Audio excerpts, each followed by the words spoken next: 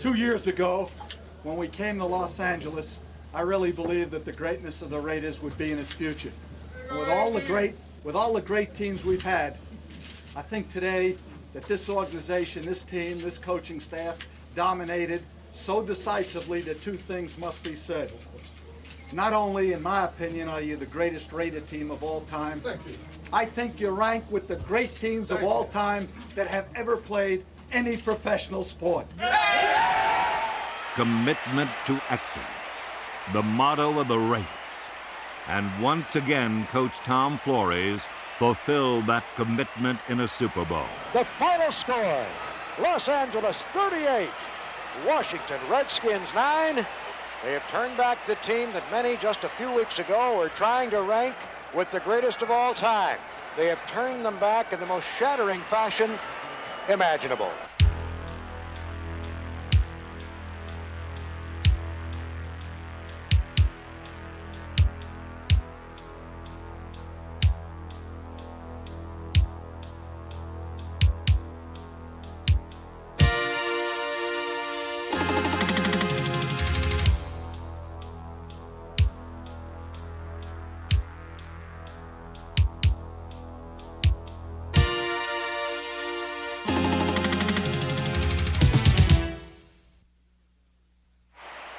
The NFL has had its great teams. They have come from Green Bay, Dallas, Miami, and Pittsburgh. But perhaps none has matched the muscle and mystique of the Raiders.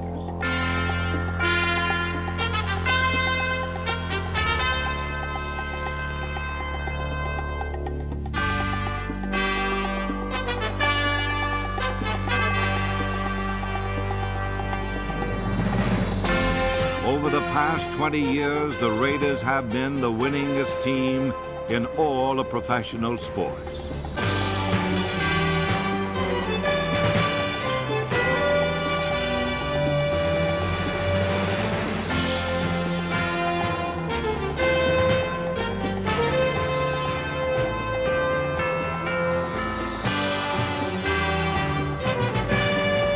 When history, the harshest of judges, comes to a decision on Al Davis's Raiders, it will look to Super Bowl 18 for guidance. Like all athletic contests, Super Bowl 18 was not only a game, but a true test of men.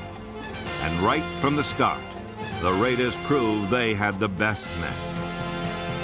Early in the first quarter, Washington's assistant coach Wayne Sevier prepared his punting team for the game's first critical play. Punt alert. Punt alert. Hayes to punt.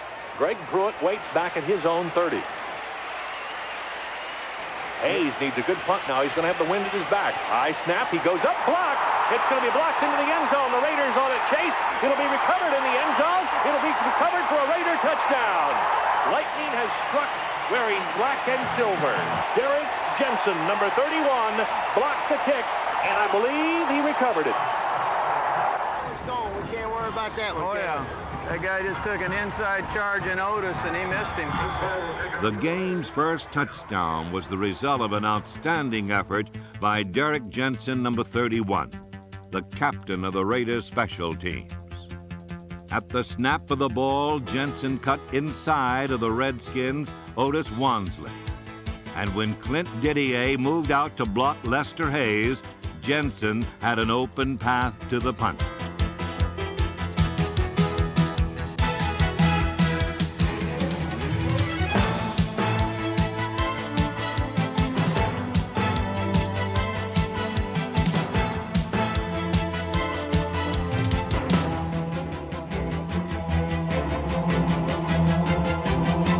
In direct contrast to the aggressive play of the Raiders' special teams was the strangely conservative game plan of the Raiders' offense. Throughout the first quarter, it was a carefully controlled mixture of short, safe passes.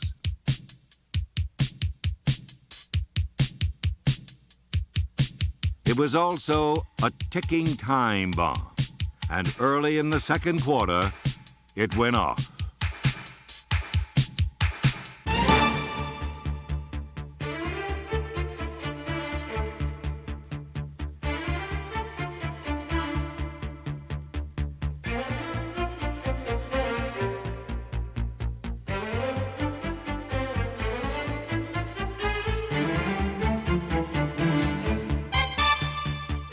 Cliff Branch, number 21, is a talkative little receiver with a gift of grab.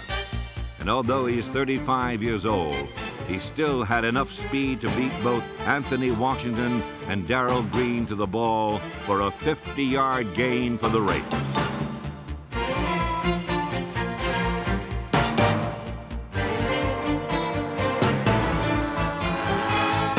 Two plays later, quarterback Jim Plunkett again located Branch, this time in the end zone for a 13-yard touchdown. For the second time, young Anthony Washington, number 24, was outmaneuvered by Branch. One quick inside move, and Branch was wide open. Another old pro who contributed to the success of this play was center Dave Dolman, whose alert block prevented a blitzing linebacker from sacking Plunkett. Back is Plunkett to pass. Going into the end zone. Branch wide open, falling down, touchdown. Did you see Tom Flores there, Bill? He was even getting excited about it. Well, listen, Tom has given vent to some emotion on the sideline a couple of times. The Raiders led 14-0 and had scored with their special teams and their offense. But the storyline of this Super Bowl would be the Raiders' defense and its ability to disarm and dominate the Redskins' heralded offense. The key figures in the Raiders' defense were the cornerbacks number 37, Lester Hayes, and number 22, Mike Haynes. The Redskins' wide receivers, Charlie Brown and Art Monk, became their reluctant partners in a demanding dance that would affect every phase of the Raider defense.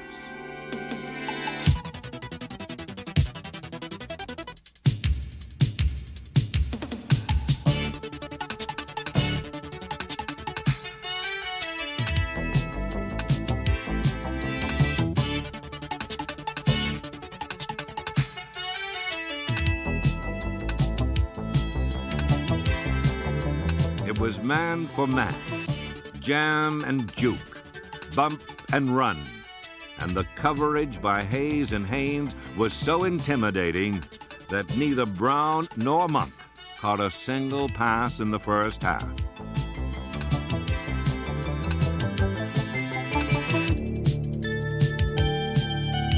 The ability of the cornerbacks to single cover the Redskins' two best receivers relieved the Raider linebackers of certain pass coverage responsibilities and allowed them to crowd the line of scrimmage and blitz more frequently.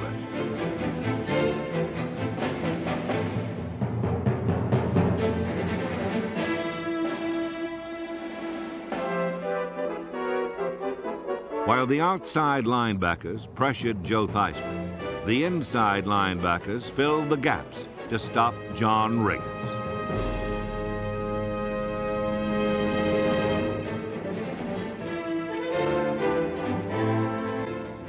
Led by number 55, Matt Millen, and Bob Nelson, number 51, the Raiders held the mighty Riggins to only 64 yards in 26 carries. His longest run of the day was a mere 8 yards.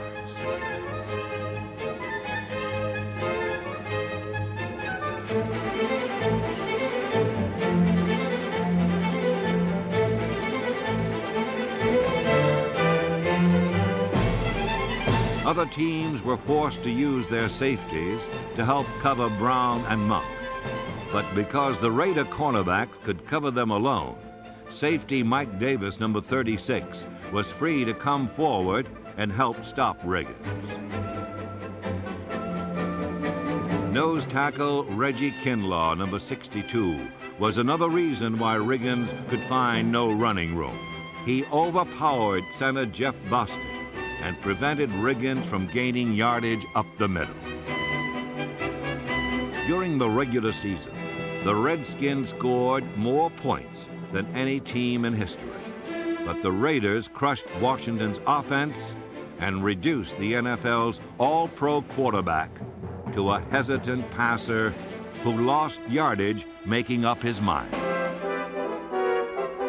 With only 12 seconds to go in the first half, and with the ball on the Redskin 12, Everyone expected the troubled Redskins to run out the clock and try to regroup at halftime.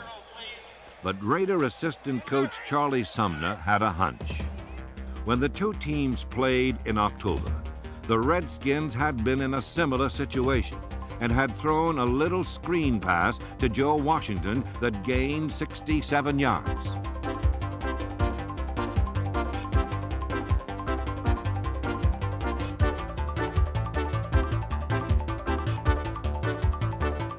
Anticipating the same play, Sumner replaced Matt Millen with a pass defense specialist, Jack Squirick, number 58, and instructed him to play man for man on Joe Washington. Here come the Redskins with 12 seconds to go in the half. Trailing 14-3. Theismann back, looks off to the left, and he fires it out there. Intercepted! Jack Squirick! Touchdown Raiders! I don't believe it! Holy Toledo! A screen pass, and they looked like they knew it was coming. Man ran right for it. I guarantee they looked like they knew that play was coming. Sumner's hunch was right. When Theismann dropped back, Squirick raced toward Washington, then picked off the pass intended for him and waltzed in for the touchdown.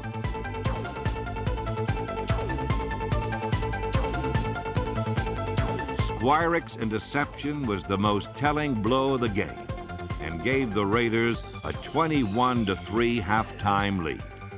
An electrifying, stunning development as Jack Squirick becomes the proud possessor of a Super Bowl 18 touchdown. Bill, I'm flabbergasted. I cannot believe that the Redskins, back on their own 12-yard line, with 12 seconds to go in the half, would do that. 30 minutes, baby. 30 minutes. How long do we want it, man? Finish it, guys. Our game. You got 30 minutes of Raider football, baby. 30 minutes of Raider football, and it's all ours. No let up. No let up. Let's go. In the first half, the Raiders had defused pro football's most potent offense.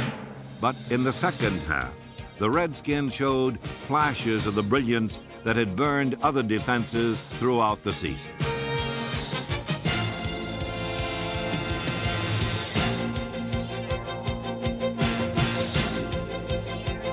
In the third quarter, Joe Theismann called on a variety of receivers to move 69 yards in 8 plays to the edge of the Raiders' end zone. It's too early for the Redskins to panic. They just got to play good, hard Redskins football. They can get back into this football game. If there's ever a team that could come back from a 21-3 halftime lead, it is the Redskins. They've scored 30. They've averaged 34 points a game. Boy, this is going to do a lot for that whole Redskins football team to get in right here. Here's Riggins, right side, vaults, touchdown, Washington Redskins. No doubt about it. And they played Redskins football all the way on that drive. They have momentum back down. They gets them right back in the football game. They just showed the silver and black that the burgundy and gold has come to play. The momentum that the Redskins established was slightly dissipated on the point after, when Don Hasselbeck charged through all-pro tackle Joe Jacoby and blocked the kick. Here's the extra point. Blocked! Blocked! 87. Two blocked. Don Hasselbeck, the tight end, blocked it. It was 21-9, and there was still hope for Washington. They had scored 17 unanswered points in the fourth quarter in that earlier game against Los Angeles. This time, however, the Raiders took the ball and turned out the lights.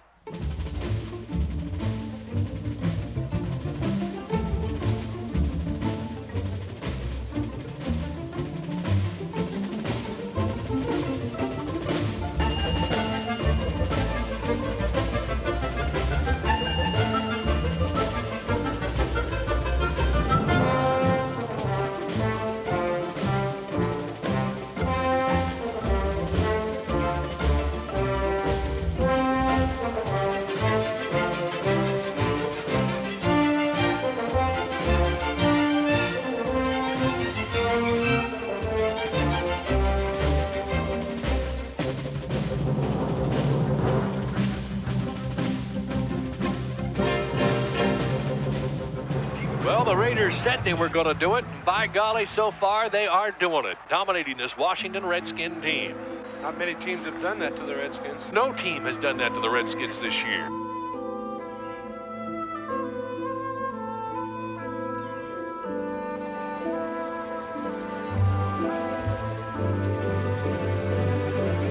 Crockett giving the ball here to Allen. Cut back over the middle. Dances 3-2-1. Touchdown Raiders. A marvelous piece of zigzag dancing.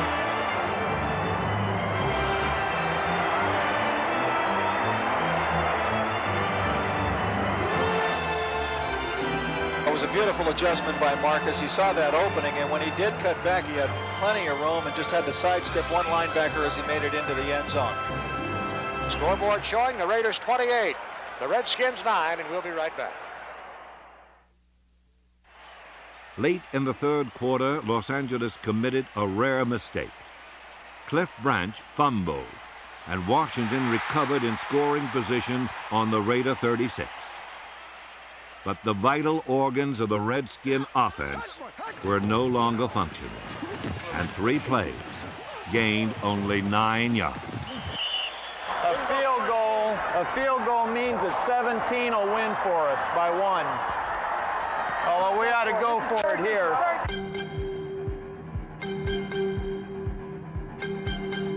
With it 4th and 1, Riggins was the only choice. Might as well die with your boots on. Here comes Riggins, left side. No, he won't make it. Well, I don't know. I think it might be close enough to measure. He fell forward. Once again, it was a Raider linebacker who delivered the fatal blow. Rod Martin overpowered tight end Rick Walker, and with some help from Mike Davis, stopped Riggins short of the first down.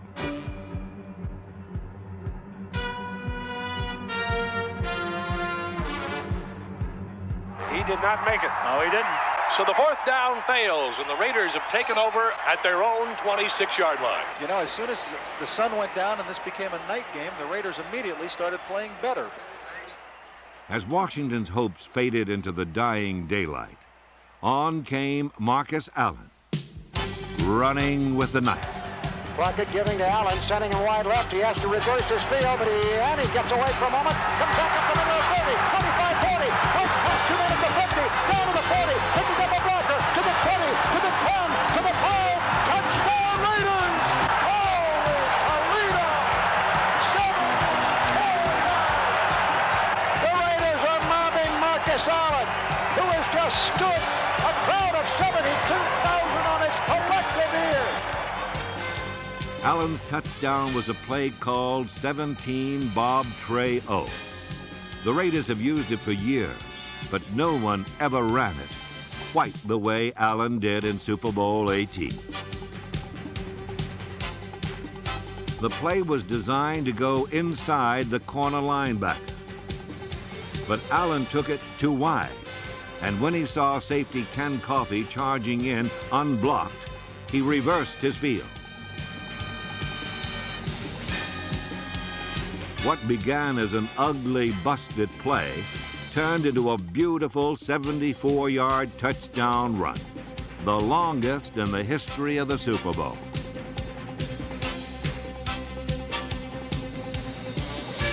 This record-breaking run was the centerpiece of a dazzling display by Marcus Allen, who was chosen the game's most valuable player.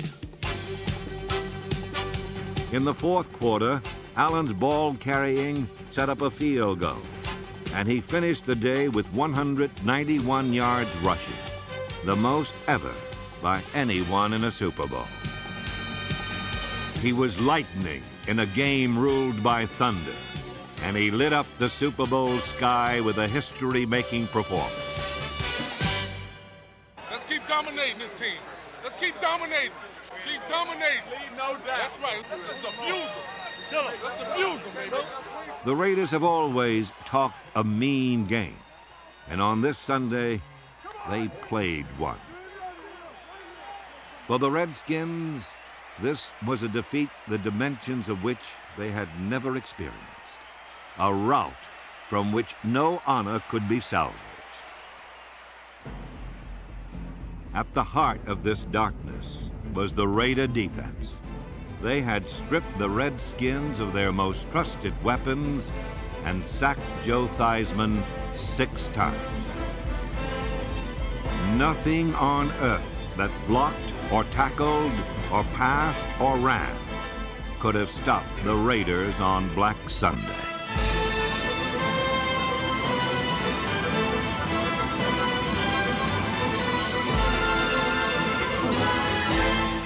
Mike Davis with a safety blitz. No way Theismann could see him. He was jolted loose from the ball, and the Raiders take it away. And the Raiders celebration will start.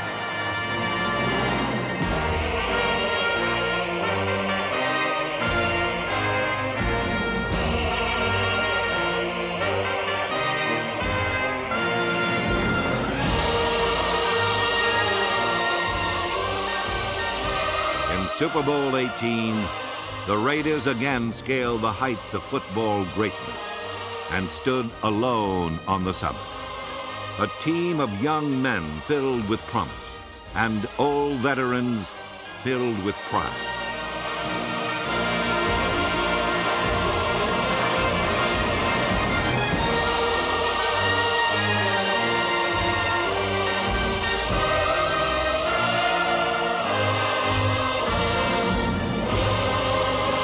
The 1983 Raiders are an honor to the team's glorious past and the world champions of pro football's present.